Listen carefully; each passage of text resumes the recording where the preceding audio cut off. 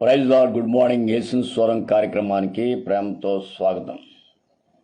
ప్రియులారా, దేవుడు దయచేసిన మరొక రోజును బట్టి దేవుని స్తుతిస్తూ ఆయన నామాన్నే గణపరుస్తూ ఉన్నా. ఈ ఉదయకాలం దేవుని వాక్యము మత్తయి సువార్త 8వ అధ్యాయము 3వ వచనం. మత్తయి సువార్త 8వ అధ్యాయము 3వ వచనం. ఆయన చేయి చాపి, నాకిష్టమే, నీవు శుద్ధుడు కమ్మని అతనితో సెలవిచ్చాను. గమనించాలి ప్రియులారా, ఈ వాక్యం మనందరికీ తెలుసు. మత్తయి సువార్త 8వ అధ్యాయం. ఒక కుష్టి వ్యాధిగ్రస్తుడు ప్రభు కోసం కనిపెట్టి ఎదురు చూస్తూ ఉన్నప్పుడు ప్రభు ఆయన దగ్గరికి వెళ్ళి అన్న అద్భుతమైన మాట, నాకిష్టమే. అడంటాడు, నీకు ఇష్టమేనా అంటే నాకిష్టమే అన్నాడు. కొన్ని దినాలు బట్టి వాడు ఎదురు చూస్తున్నాడు. వాడు ఎవరికి ఇష్టం లేదు, ఎందుకంటే వాడు జబ్బోడు, కుష్టి వ్యాధిగ్రస్తుడు. రెండోది, ఆ వ్యాధిగ్రస్తుడు అప్పట్లో రూల్ ఏంటంటే ఎవరికైనా కనబడితే రాళ్లతో కూడా చంపేయాలి. కాబట్టి వాడు ఎవరికి ఇష్టం లేదు. వాడు దరిద్రుడు, లేనుడు, కాబట్టి వాడికి ఎవరికి ఇష్టం లేదు. సమాజంలో పేరు ప్రఖ్యాతులు లేనుడు, కాబట్టి వాడికి ఎవరికి ఇష్టం లేదు. కార్లు, మేడలు, ఏసీ రూములు లేనోడు, కాబట్టి వాడు ఎవరికి ఇష్టం లేదు.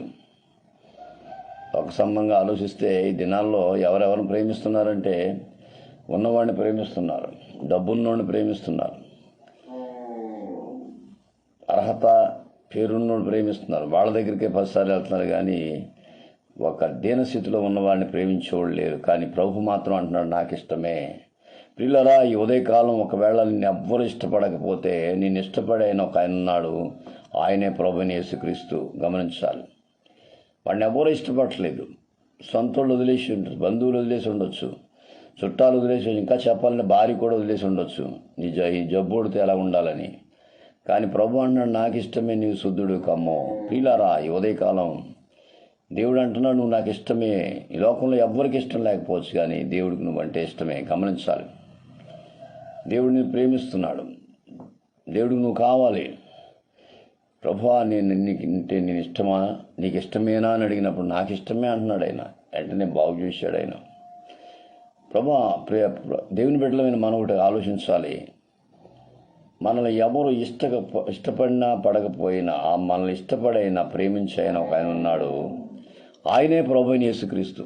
నీ కుటుంబీకులు కొన్నిసార్లు నిన్ను ప్రేమించకపోవచ్చు, నీ సొంత బంధువులే నిన్ను వదిలేయచ్చు, నీ వాళ్ళే నీకు దూరం అయిపోయి ఉండొచ్చు. ఒకవేళ నీ రోగం చేతో, నీకు డబ్బులు లేకో, నువ్వు పేదవాడయ్యుండి, లేనివాడయ్యుండి, ఎవరికి సహాయం చేయలేని స్థితిలో ఉన్నప్పుడు నిన్ను అందరూ వదిలేస్తారు. అదే పరిస్థితి ఇక్కడ కుష్టి వ్యాధిగ్రస్తుడికి